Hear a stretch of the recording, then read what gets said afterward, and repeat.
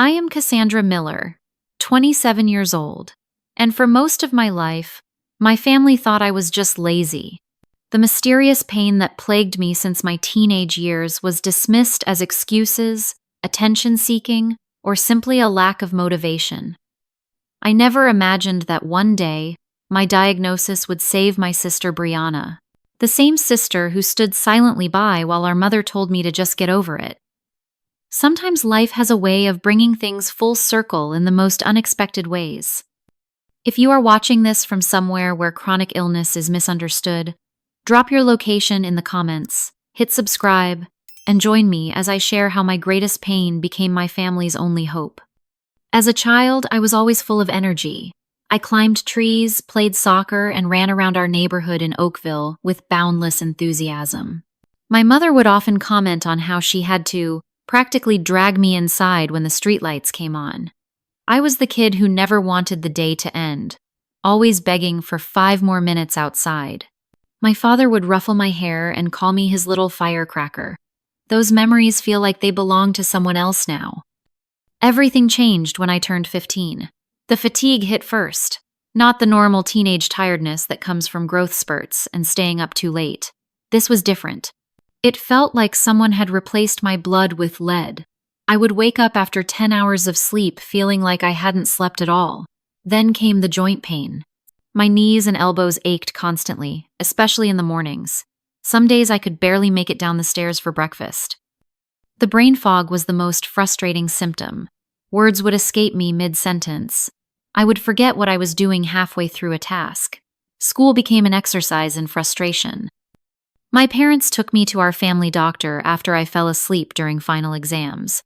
Dr. Peterson listened for about 5 minutes before declaring it was just growing pains and stress from school. He suggested more sleep, less screen time, and regular exercise. My mother nodded along, seemingly relieved to have such a simple explanation. For a few weeks, they were concerned. My mom made me vitamin smoothies and let me go to bed early. My dad brought home pamphlets about teen stress management. But when my symptoms didn't improve despite following every suggestion, their concern turned to skepticism. "You were fine last week when Amanda invited you to the mall," my mother said one morning when I could barely get out of bed. There was an edge to her voice that hadn't been there before. "That was different," I tried to explain. "I had rested all day before that." My mother pursed her lips. "You need to push through it, Cassie. Everyone gets tired." That was the beginning of the shift.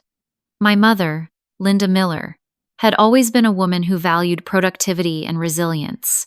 She worked 50-hour weeks as a real estate agent and still managed to cook dinner most nights. In her world, exhaustion was something you powered through with another cup of coffee and sheer willpower. My father, Robert, was more passive. He didn't openly accuse me of anything, but he deferred to my mother in all things related to my health. "Your mother knows best," he would say, effectively removing himself from the conversation. As my condition worsened, my younger sister Brianna seemed to thrive.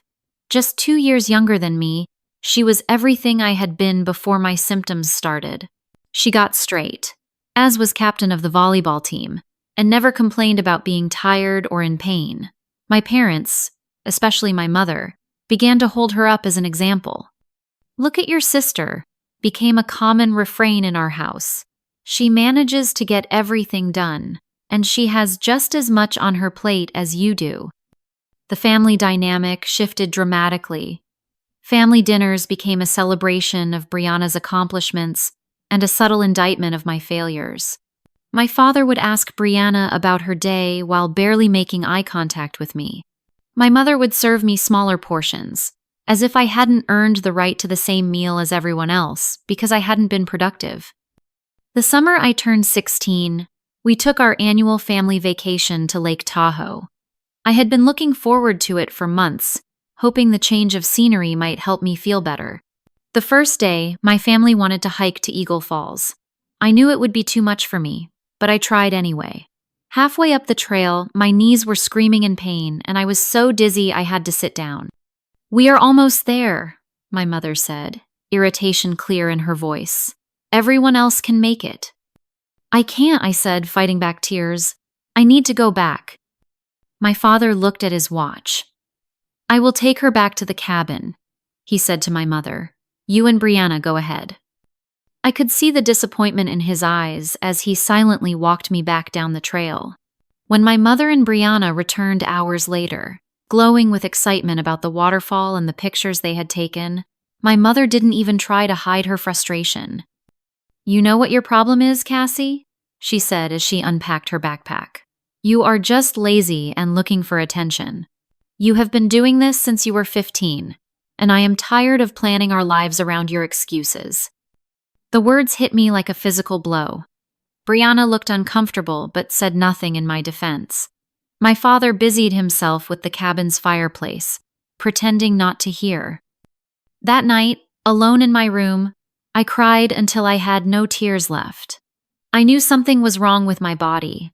I could feel it, but I was beginning to wonder if maybe they were right. Maybe I was just weak. Maybe I was looking for attention. Maybe I was lazy. That was the first time I considered that perhaps the problem wasn't my body, but my mind. It wouldn't be the last. High school became a battleground where I fought not just my mysterious symptoms, but also the growing perception that I was simply not trying hard enough. I had always been a good student, but now assignments went incomplete, and test scores plummeted, despite hours of studying through the brain fog. My GPA dropped from a 3.8 to a 2.5 in a single semester. The guidance counselor called my parents in for a meeting. Cassandra is showing signs of depression, Miss Wilson said gently. Many teenagers struggle with the pressure of high school. I would recommend a mental health evaluation. My mother latched onto this explanation immediately. It was more acceptable than laziness, perhaps, but still placed the blame squarely on me rather than on any physical condition. We saw a psychiatrist who prescribed antidepressants after a 45-minute session. They didn't help with the pain or fatigue, but my parents could now attribute my struggles to a diagnosed mental health issue that was being treated. Friends gradually drifted away. It is hard to maintain friendships when you cancel plans last minute because your body won't cooperate. Jessica and Alicia, my best friends since elementary school, tried to understand at first. They would bring me homework when I missed school and sit with me at lunch, even when I was too tired to contribute much to the conversation. But by junior year, their patience wore thin. You never come to anything anymore, Jessica said after I canceled on her birthday party. We get that you are going through stuff, but it feels like you do not even try. I am trying, I insisted, but the words sounded hollow even to me. How could I explain what I didn't understand myself? Only Mrs. Garcia, my English teacher, seemed to truly see me. She noticed how I would grip my desk when the pain flared, how my eyelids would droop not from boredom, but from overwhelming fatigue. Have you been to a rheumatologist? She asked one day after class. When I looked confused, she explained that her sister had lupus, an autoimmune disease with symptoms similar to mine. Sometimes it takes specialists to find the right answers, she said kindly. I brought this up to my mother, who dismissed it immediately. You do not have lupus, Cassie. You have depression and a tendency to catastrophize. Mrs. Garcia should stick to teaching English. My first serious boyfriend, Jake, was initially understanding. We started dating during senior year, and he did not mind the quiet dates watching movies instead of going to parties. He would hold my hand through pain flares and drive me home early without complaint, but after a year, even his patience waned. I feel like I am dating an old lady, he said during our last fight. We never do anything fun. You are only 22 years old, but live like you are 80. I couldn't even argue with him. He deserved someone who could hike with him, dance all night, travel without calculating proximity to bathrooms and rest stops. We broke up a week before I attempted to start community college. College was a disaster from the start. Even with a reduced course load, I couldn't keep up. The walking between classes exhausted me. The long lectures were torture for my body and my foggy brain. I dropped out after one semester, moving back home in defeat. The tension at home escalated to new heights. Brianna was thriving at UCLA. double majoring in economics and political science while maintaining a social life and internship. Every phone call home was another opportunity for my mother to draw comparisons. Brianna is managing 19 credits and a part-time job, she would say, not even attempting to hide the subtext. Why can't you do even a fraction of that? My father had retreated further into emotional absence. He would come home from his accounting job, eat dinner while asking Brianna about her studies over the phone, and then disappear into his home office until bedtime. Occasionally, when my mother's criticism became particularly harsh, he would attempt peacekeeping with weak statements like, "Let's have a nice dinner without bringing all this up." I tried working at a clothing store at the mall, then as a receptionist, then data entry from home. None lasted more than a few months. The physical demands were too much, and the brain fog made errors common. Each failure reinforced my family's narrative that I simply didn't have the grit or work ethic they valued. The lowest point came during a Sunday dinner when Brianna was home for spring break. She was talking about her internship offer from a prestigious consulting firm when my mother turned to me. "Have you applied for any jobs this week?" she asked, though she already knew the answer. "I am still recovering from the last one," I said quietly, referring to the telemarketing position I had left 2 weeks earlier, after repeatedly forgetting my script mid-call. My mother put down her fork with deliberate calm. "You are fine, Cassie. Just get a job like your sister. The longer you sit around feeling sorry for yourself, the harder it will be to rejoin the real world." Brianna studied her plate intently. My father cleared his throat but said nothing. "I am not fine," I said, my voice barely above a whisper. "Something is wrong with me." "The only thing wrong with you is your attitude," my mother replied. "Everyone has challenges. The difference is, most people don't use them as an excuse to avoid responsibility." I left the table and locked myself in my childhood bedroom. The pattern had become clear. No matter what symptoms I reported, no matter how much pain was evident on my face, my family had decided on their narrative. I was lazy. I was seeking attention. I was weak. The isolation grew complete. I stopped joining family meals when I could avoid them. I retreated into online forums where others described symptoms like mine, finding more understanding from strangers than from my own blood. Depression, the real kind, not just the convenient diagnosis my mother had accepted, settled over me like a heavy blanket. I began to doubt everything about myself. Maybe they were right. Maybe I was just lazy. Maybe if I pushed harder, ignored the pain more effectively, I could be normal, like Brianna. The thought kept me awake at night, along with the ever-present pain in my joints and muscles. Something had to change. I couldn't continue living as a disappointment under my parents' roof. With my next disability check, I made a decision that would alter the course of all our lives. My 24th birthday passed without celebration. Instead of cake and presents, I gave myself the gift of independence. Using the small amount I had saved from disability payments and occasional online work, I put a deposit on a tiny studio apartment across town. It was all I could afford. 300 square feet with a kitchenette, a bathroom where my knees touched the wall when I sat on the toilet, and a mattress on the floor that served as both my bed and my office. But it was mine, and more importantly, it was away from the constant disapproval that hung in my parents' house like a toxic cloud. My mother's parting words were predictably pessimistic. "You will be back in a month when you run out of money or energy to take care of yourself." My father helped me move my few belongings but remained mostly silent, as was his way. Brianna sent a housewarming gift, a small plant with a card saying, "Grow where you are planted." It was the kindest gesture from my family in years. Survival required income, so I leveraged my one marketable skill, my ability to write when the brain fog allowed. I found work as a virtual assistant, taking on small tasks that I could complete during my good hours, which typically came in the afternoon. The pay was minimal, but combined with my disability benefits, it kept the lights on and food in my refrigerator. With physical distance from my family, I could finally focus on finding answers without their skepticism drowning out my instincts. I I spent hours researching medical conditions that matched my symptoms. I joined online communities for chronic fatigue, fibromyalgia, lupus, and other autoimmune conditions. For the first time, I found people who understood what I was experiencing without questioning its validity. A woman in one of these forums recommended keeping a detailed symptom journal, tracking everything from pain levels to food intake to sleep quality. Doctors take you more seriously when you come with data, she advised. I took her suggestion to heart, creating spreadsheets and charts tracking my symptoms over time. 3 months into my independent life, I used my meager savings to see Dr. Langford, a rheumatologist with positive reviews from the chronic illness community.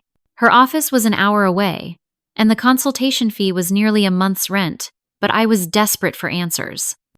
Unlike the doctors I had seen previously, Dr. Langford listened, really listened.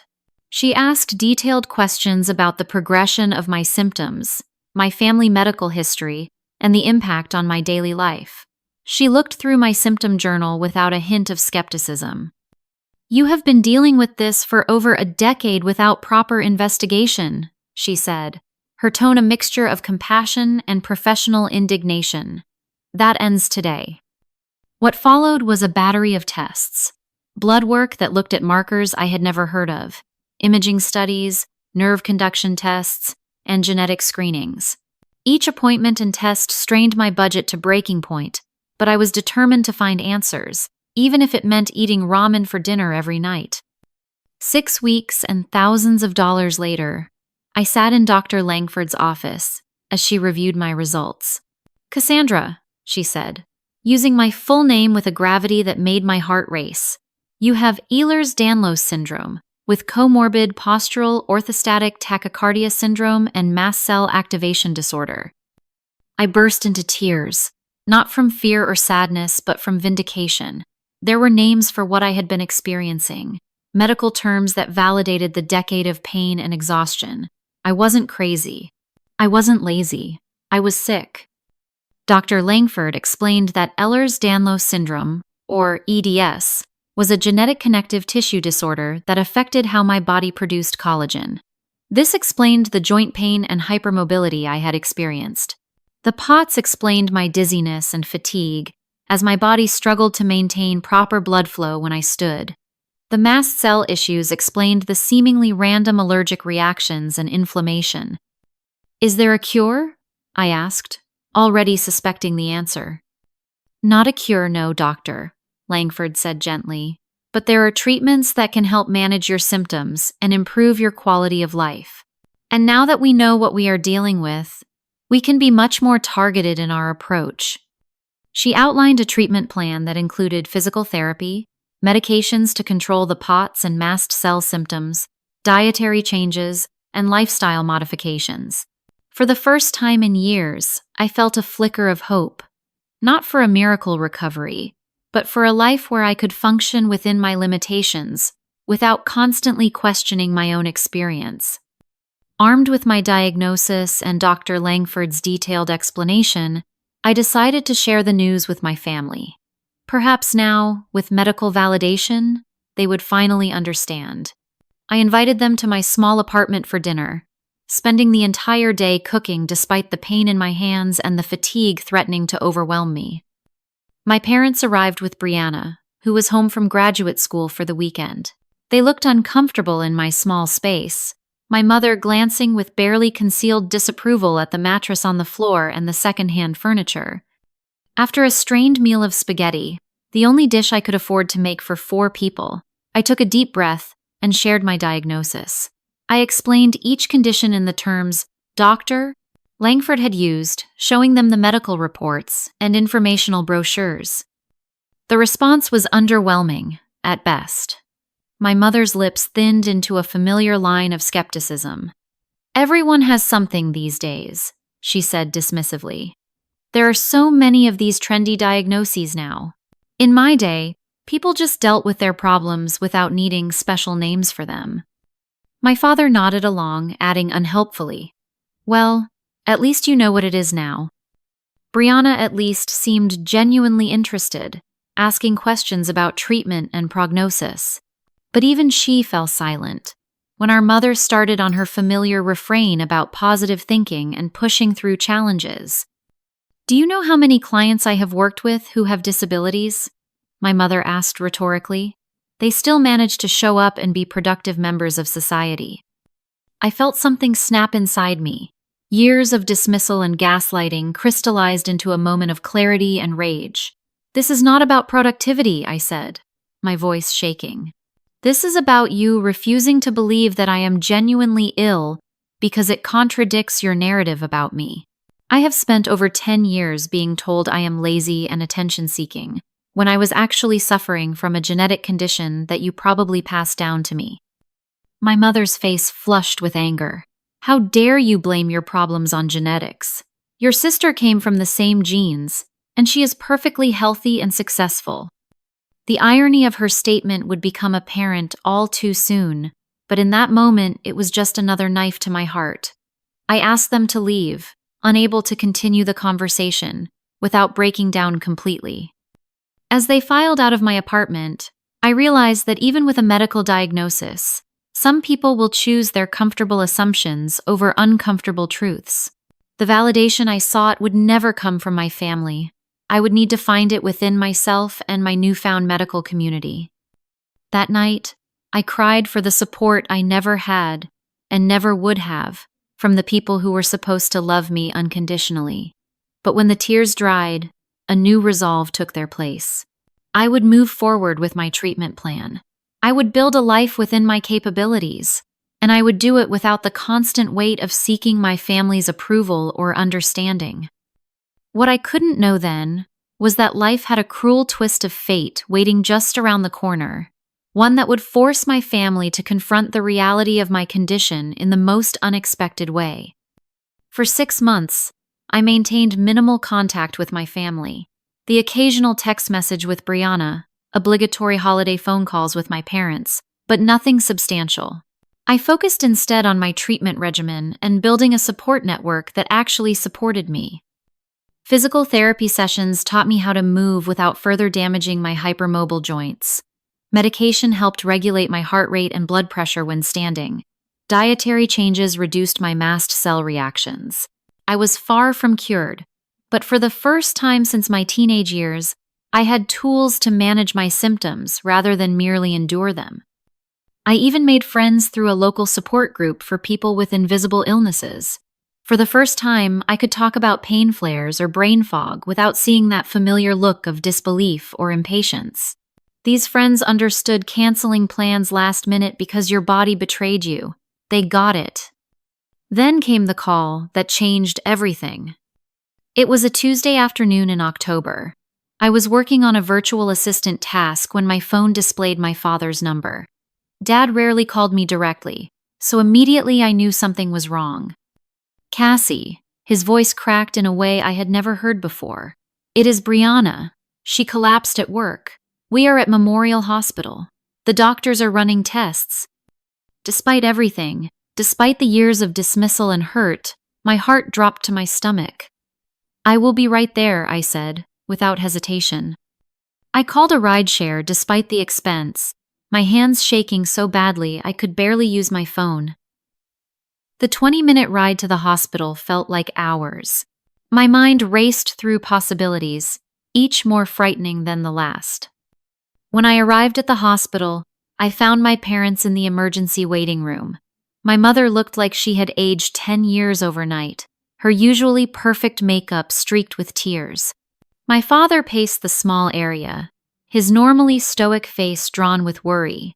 Neither seemed surprised to see me. In crisis, family closes ranks, even dysfunctional ones like ours. "What happened?" I asked, sitting beside my mother who, for once, seemed too distracted to criticize me. "She was giving a presentation at work," my father explained. "Halfway through, she just collapsed. Her colleagues called an ambulance. They said she was complaining about joint pain and dizziness all week but pushed through it for this big client meeting." The description sent a chill through me. It sounded eerily familiar. "A doctor eventually came to speak with us. directing us to a private consultation room. Dr. Reyes was a neurologist with kind eyes and a direct manner. "Brianna is stable," she assured us first. "But the preliminary tests show some concerning results. Has anyone in your family been diagnosed with connective tissue disorders?" 3 pairs of eyes turned to me. I swallowed hard before answering. "I have Ehlers-Danlos syndrome with POTS and MCAS." Dr. Reyes nodded, unsurprised. "Based on our initial evaluation, Brianna shows many of the same symptoms. We are running genetic tests to confirm, but the presentation is classic for EDS.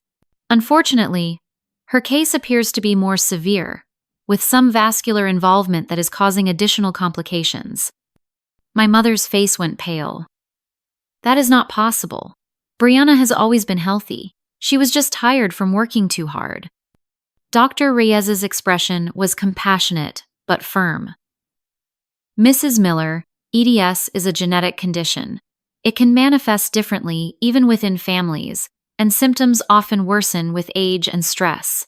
From what we can gather, Brianna has been experiencing symptoms for months but attributed them to work, stress, and pushed through. Just like I had been told to do for years. The immediate concern," Dr. Reyes continued, "is that Brianna's vascular involvement has caused inflammation in her bone marrow, severely compromising her immune system. She needs a bone marrow transplant relatively soon to prevent further complications." The room went silent as the gravity of the situation sank in. "We will need to test immediate family members for compatibility," Dr. Reyes explained. "Siblings often provide the best match." My parents agreed to be tested along with me, though Dr. Reyes warned that parents are rarely perfect matches. We each provided blood samples and were told to return the following day for results. I spent that night in the hospital cafeteria, unable to leave, even though Brianna remained unconscious and visiting hours had ended. My parents eventually went home to shower and change, leaving me alone with my tangled emotions. Worry for my sister competed with a bitter sense of vindication. The condition they had dismissed for years had now struck their perfect child, and suddenly it was real and serious. The next afternoon, we gathered again in the consultation room. Dr. Reyes entered with Brianna's primary physician, Dr. Thompson. Their solemn expressions sent a wave of fear through me. "We have the compatibility results," Dr. Thompson said without preamble. "Neither parent is a suitable match, which is not unusual. However," he turned to me, "Cassandra, you are a near-perfect match for your sister." The air in the room seemed to evaporate. My mother made a small sound, somewhere between a gasp and a sob. My father's face went completely blank, a defense mechanism I recognized all too well. "What does that mean exactly?" I asked, my voice steadier than I felt. "It means you are Brianna's best hope," Dr. Thompson explained. "The procedure would involve harvesting stem cells from your bone marrow and transplanting them to Brianna. It is not without risks for you, especially given your own condition, but it could save your sister's life." I looked at my parents, really looked at them, and saw the moment they realized the cosmic irony of the situation. The daughter they had dismissed and belittled for years was now the only person who could save their golden child. Their faces went ghostly white with the recognition. "I need time to think," I said quietly. Dr. Thompson nodded. "Of course, this is a serious decision, but I should tell you that time is a factor. Brianna's condition is deteriorating more rapidly than we initially thought." As we left the consultation room, my mother reached for my arm, a gesture so unfamiliar it startled me. "Cassie?" she began, her voice uncharacteristically tentative. I gently removed my arm from her grasp. "Not now," I said. "I need to process this alone." For the first time I could remember, she didn't argue. She simply nodded, her eyes full of a complicated mix of emotions I couldn't begin to untangle. I left the hospital and walked aimlessly, my mind racing with the weight of the decision before me. The sister who had stood by silently while my parents dismissed my suffering now needed the very body they had told me was just fine. The parents who had called me lazy and attention-seeking now looked at me with desperate hope. Part of me, a small, wounded part I was not proud of, wanted to refuse, to let them experience just a fraction of the helplessness and rejection I had felt for years. But another part knew I could never live with that decision. Despite everything, Brianna was my sister, and now she was fighting the same battle I had fought alone for so many years. As the sun set over the city, I found myself at a crossroads, both literally and figuratively. The decision I made would forever alter not just Brianna's life, but the dynamic of our entire family. The power I suddenly held was as terrifying as it was vindicating. I ended up at Riverside Park, sitting on a bench overlooking the water as the reality of my situation sank in. My phone buzzed repeatedly with texts from my parents, but I silenced it. This decision was too important to make under their influence or pressure. Instead, I called Audrey, a friend from my support group who had become my closest confidant over the past months. "They have got to be kidding," she said, after I explained the situation. "After everything they put you through, they expect you to undergo a painful medical procedure for the golden child? You do not owe them anything, Cassie. Not a single thing." Her indignation on my behalf was validating, but something about her response didn't sit right with me. "It is not about owing them," I said slowly, working through my thoughts as I spoke. "It is about Brianna, and maybe about who I want to be." "Brianna, who stood by while your mother called you lazy for years? That Brianna?" Audrey's tone was sharp with protective anger. "Yes," I admitted. "But also the Brianna who used to braid my hair before school, who snuck into my room with ice cream after bad doctor appointments, before things got so twisted." My mind drifted to childhood memories that had been overshadowed by years of resentment. Brianna and I building elaborate blanket forts in the living room, teaching each other hand, clapping games on long car rides. The way she would save the marshmallows from her Lucky Charms for me because she knew they were my favorite. When had that sisterhood fractured? Was it when my mysterious symptoms appeared? Or when our parents began their campaign of comparison? Had Brianna chosen to become their favorite? Or had she simply been swept along by the family dynamic, too young to question it? I called another friend, James, who brought a different perspective. "Forgiveness is not about absolving them," he said thoughtfully. "It is about freeing yourself. Whatever you decide about the transplant, you might find that letting go of the resentment is the most healing thing you could do for yourself." Easy to say, harder to practice. But his words stayed with me as night fell, and I finally returned to my small apartment. I barely had time to take off my shoes when a knock came at my door. My mother stood in the hallway, looking smaller somehow than I remembered. For a woman who had always commanded every room she entered, she seemed diminished, uncertain. "May I come in?" she asked, a question rather than the demand I was accustomed to. I hesitated, but stepped aside. She entered my apartment with none of the judgmental glances from her previous visit. Instead, she looked around as if seeing it for the first time, noticing the adaptations I had made for my condition, the ergonomic chair at my desk, the stool in the kitchen so I could sit while cooking, the pill organizer on the counter. "You have made this work for you," she said softly, and I wasn't sure if she meant the apartment or my life with EDS. "I had to," I replied. "No one else was going to do it for me." The words hung between us, heavy with unspoken accusations. My mother sat on my second-hand couch, her normally perfect posture slumped with exhaustion. "Brianna woke up briefly," she said. "She is asking for you." I remained standing, needing the physical advantage. "Is that why you are here? To convince me to help her?" My mother looked up, her eyes red-rimmed from crying. "Yes," she admitted, "but also to," she faltered, the words seemingly stuck in her throat, "to apologize." Of all the things I had expected her to say, that wasn't one of them.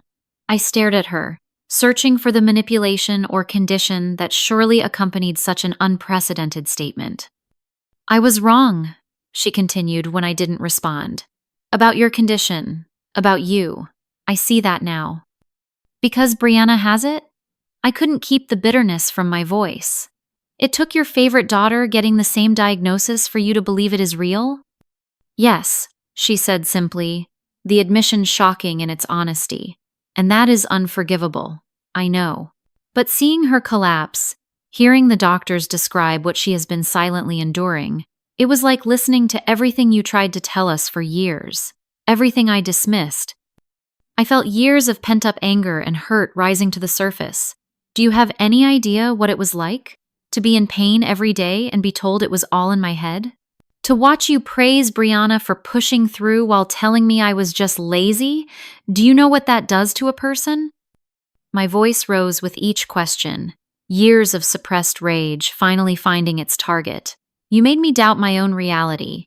You made me think I was crazy or weak or just seeking attention. You have no idea how many times I thought about ending it all because I couldn't stand the pain and I couldn't stand your disappointment.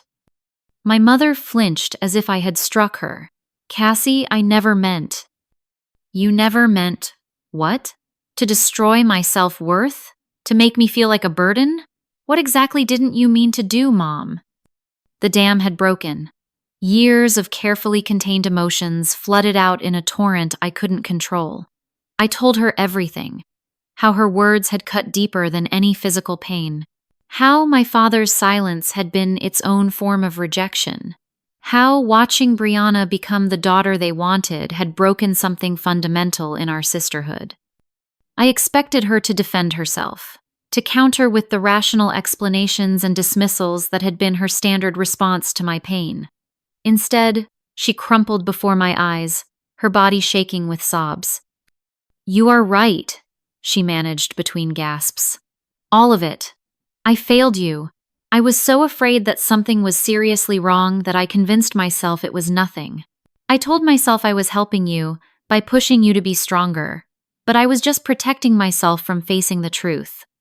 Her raw honesty stopped me mid-rant. This wasn't the mother I knew, the woman who always had an answer, who never admitted weakness or fault. When Brianna collapsed, she continued, all I could think was, not her too. And then I realized what that meant about how I had treated you. That I had somehow decided you were expendable in a way she wasn't. What kind of mother does that make me? The question hung in the air between us. Not rhetorical, but genuinely searching.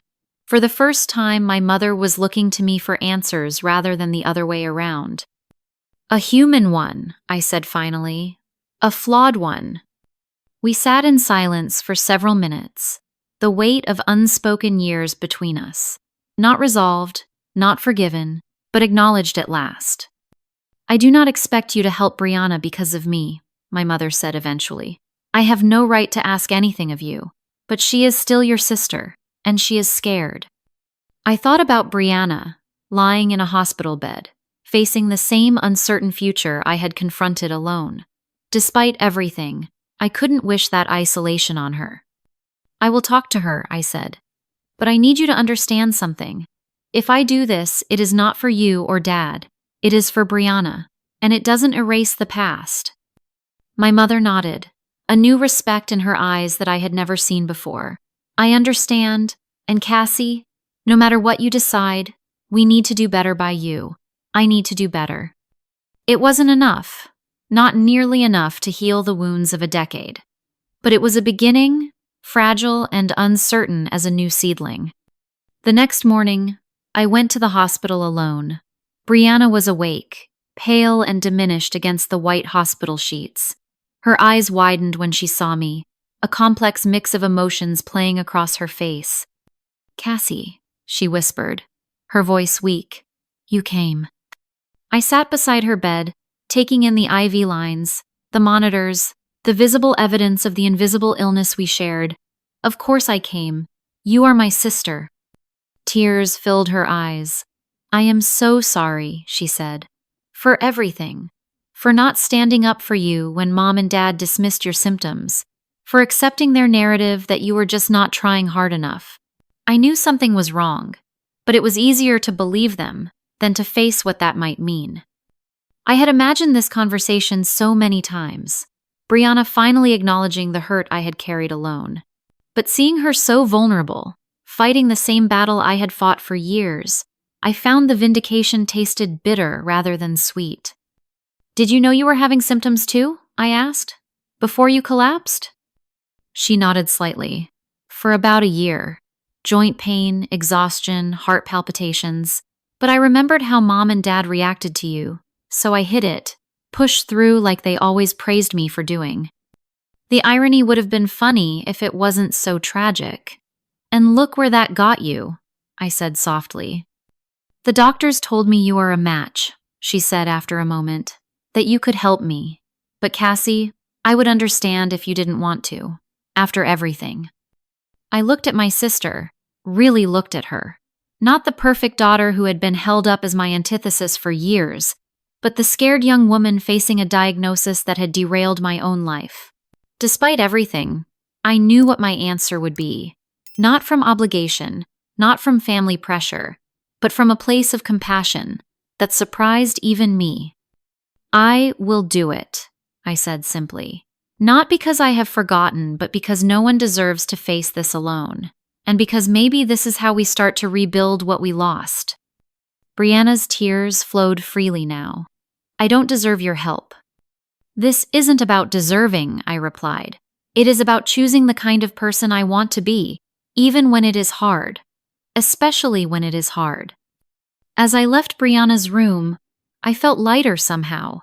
Not because the pain of the past was erased, but because I had made a choice based on my values rather than my wounds. The road ahead would be difficult, physically and emotionally, but for the first time in years, I felt like I was walking it on my own terms. The weeks that followed were a blur of medical appointments and procedures. Dr. Thompson wasn't exaggerating when he said the bone marrow donation would be challenging for me given my condition. The pre-donation testing alone left me exhausted and in pain, my body rebelling against the additional stress. We need to make sure you are stable enough for the procedure, Dr. Langford explained during one of my appointments. Donating bone marrow is taxing even for someone without EDS. She outlined the risks frankly. The general anesthesia could cause a flare of my symptoms. The extraction procedure itself could be more complicated due to my connective tissue issues. The recovery would likely be longer and more painful than for a typical donor. Are you certain you want to proceed? She asked, her expression serious. Medically, I would advise against it, but I understand this is not just a medical decision. I am certain, I replied, but I appreciate your honesty. My father began appearing at my medical appointments, awkwardly hovering in waiting rooms and offering to drive me home afterward. At first, I found his presence irritating, a too little, too late gesture that felt like obligation rather than support. But gradually, I recognized it for what it was, his attempt at connection in the only way he knew how. After one particularly grueling appointment, he drove me home in silence until we were nearly at my apartment. I failed you, he said suddenly, his eyes fixed firmly on the road ahead. I thought by staying neutral I was keeping the peace, but all I did was abandon you when you needed an advocate. The admission, so unexpected and uncharacteristic from my stoic father, left me momentarily speechless. Why now? I finally asked. What changed? He was quiet for so long I thought he might not answer. When Brianna collapsed, he said eventually, I felt this terror, this helplessness. And I realized that is how you must have felt for years, only without anyone believing you. His hands tightened on the steering wheel. I cannot undo that, but I can try to be different now. For both my daughters, it wasn't a dramatic reconciliation. There were no tears or hugs or sweeping declarations of changed perspectives. But in its own way, it was profound.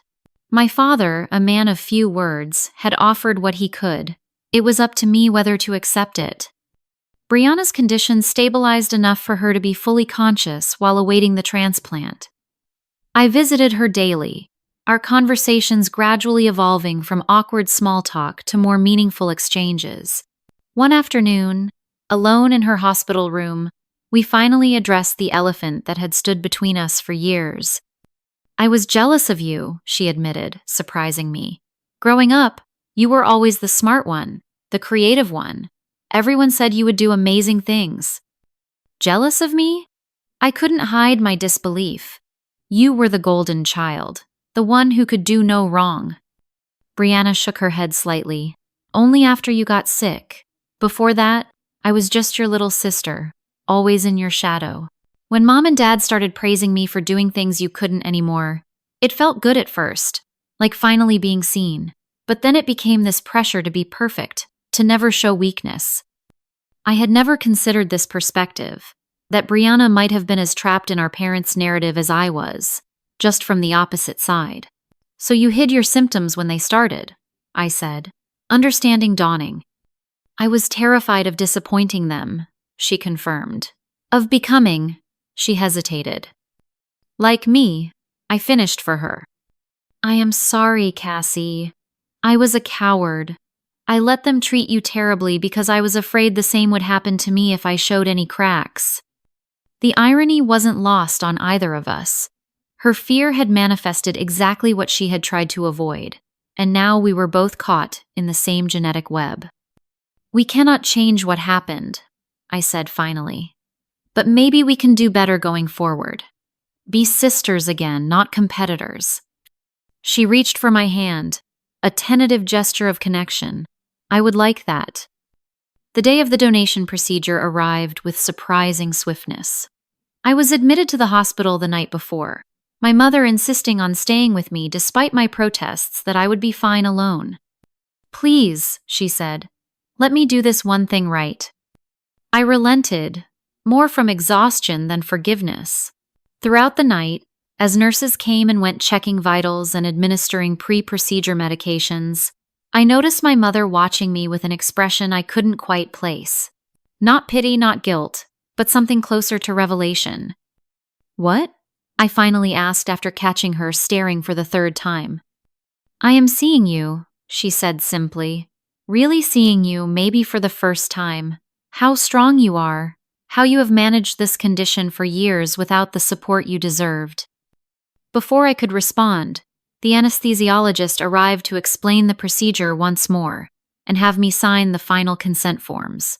The moment passed, but her words stayed with me as I was wheeled into the operating room. I woke hours later in recovery, the familiar pain of my condition amplified by new surgical pain. My mother was there, looking like she hadn't moved the entire time. When she saw I was awake, she didn't bombard me with questions or platitudes as I would have expected. Instead, she simply asked, "What do you need right now?" Such a simple question, but one I couldn't remember her ever asking before. Water, I managed through a dry throat, and my pain medication from home, the hospital stuff makes me nauseated. She nodded and immediately went to advocate with the nurses, returning with both ice water and the approval to use my own medications. It was a small thing, but significant. She was listening to me about my own body, perhaps for the first time. Recovery was grueling, as Dr. Langford had warned. The procedure that might have kept a healthy person in the hospital for a day or two required a week for me. Even after discharge, I was weaker than I had ever been, the donation having depleted my already limited reserves. But Brianna's transplant was successful.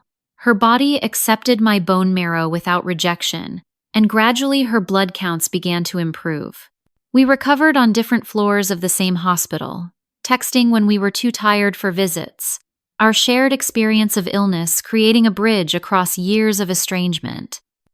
My mother threw herself into learning about our condition, with the same intensity she had once directed at denying mine.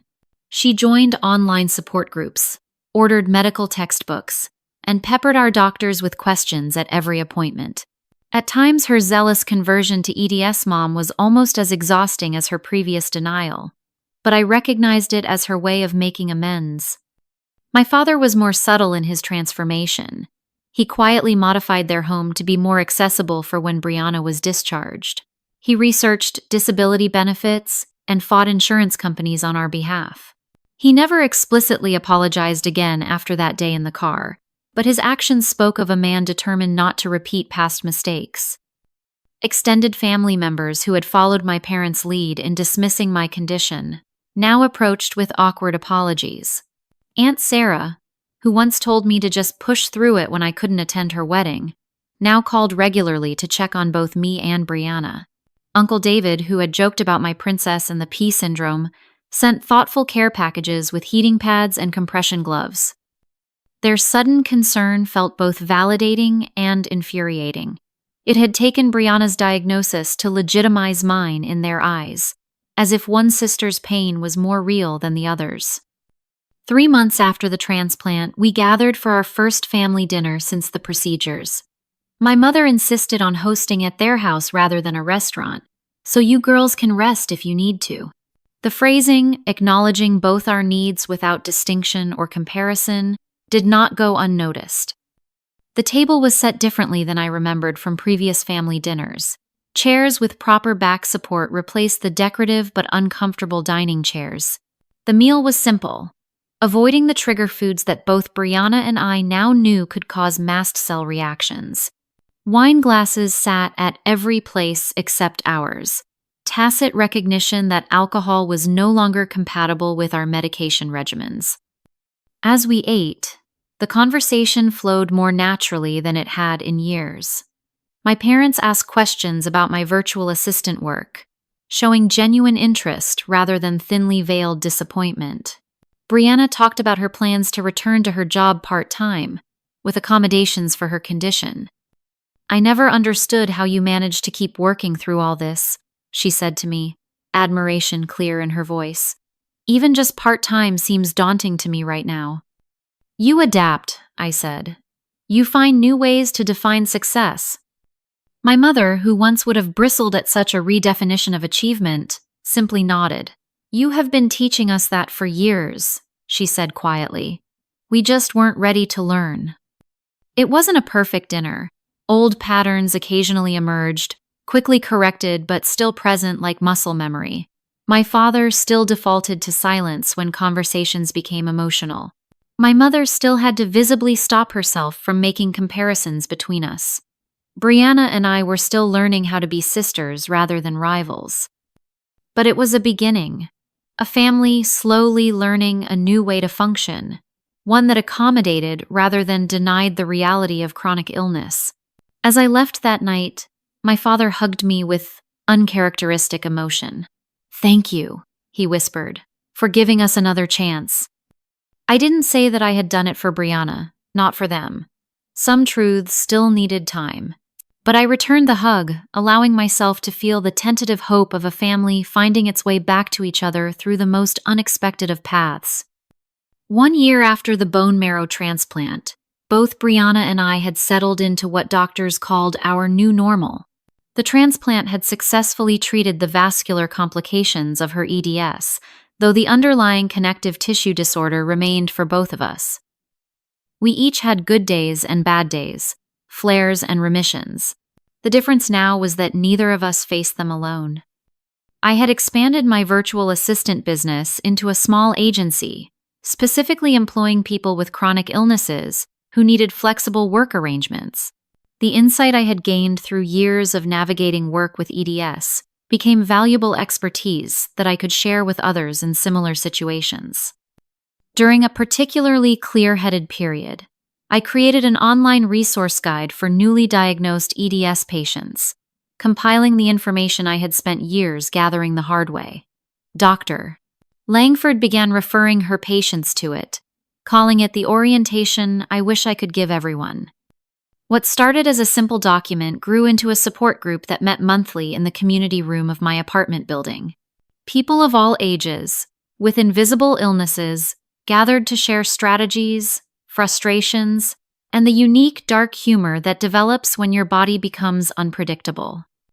"You should have seen the look on this guy's face when my shoulder dislocated during our first date," laughed Teresa, a 32-year-old teacher with EDS. "I just popped it back in and kept eating my pasta." He nearly fainted. These gatherings became a lifeline for many, including Brianna, who initially attended reluctantly at my insistence but soon became a regular. Having spent years hiding her symptoms, she found profound relief in spaces where vulnerability was not just accepted but understood. My mother, to everyone's surprise, including her own, became something of an advocate in her own right. Her real estate business now specialized in helping clients with disabilities find accessible housing. She joined the board of the local EDS Foundation and used her formidable organizational skills to raise awareness and research funds. "I channeled all the energy I used to spend in denial," she explained when interviewed for the foundation newsletter. "Now, I use it to make sure other families don't make the mistakes we did." She had taken to calling me before major foundation decisions, seeking my input and experience. These conversations, once unimaginable, became a regular part of our cautiously rebuilding relationship. My father, true to his nature, showed his evolution more quietly. He renovated his home office into an accessible guest room for when Brianna or I stayed over. He researched and implemented smart home features that made daily tasks easier. His bookshelves, once filled with accounting manuals, now included medical journals and disability rights literature. During one of my regular checkups, Dr. Langford commented on the changes she had observed. "Your family has come a long way," she noted, as she examined my hypermobile joints. "It is not often I see that kind of transformation." "It took a crisis," I acknowledged, "and it is still a work in progress." "Most healing is," she replied wisely. Indeed, the healing was ongoing, not just physically but emotionally. There were still moments when old hurts resurfaced, when a careless word or thoughtless action would trigger memories of years of dismissal. Forgiveness, I was learning, wasn't a single decision but a daily practice. In an unexpected full-circle moment, I received an email from Mrs. Garcia, my high school English teacher who had been the first to suggest I might have an autoimmune condition. She had seen my name in the EDS Foundation newsletter and reached out. "I always knew you were dealing with something real," she wrote. "I am so sorry it took so long for you to be believed, but I am incredibly proud of how you have used your experience to help others." Her validation, coming so many years after those difficult high school days, brought tears to my eyes. I invited her to our next support group meeting, where she shared her sister's story of late-diagnosed lupus and became an honorary member of our chronic illness community. My personal life had evolved as well. After years of avoiding romantic relationships, believing no one would want to take on the complications of my condition, I met Stephen at a disability rights conference. He worked in accessible technology design and understood chronic illness from both professional and personal perspectives, as his mother had multiple sclerosis. Our relationship developed slowly, with open communication about my limitations and needs. On our third date, I had a pain flare that would have once sent me into a spiral of apologies and shame. Instead, I simply told him I needed to reschedule. "No problem," he responded. "Would you like company while you rest, or would you prefer space?" That simple question, acknowledging both my condition and my agency, told me everything I needed to know about his character. 6 months into our relationship, he remained attentive without being patronizing, supportive without trying to fix what couldn't be fixed. The most profound change, however, was within myself.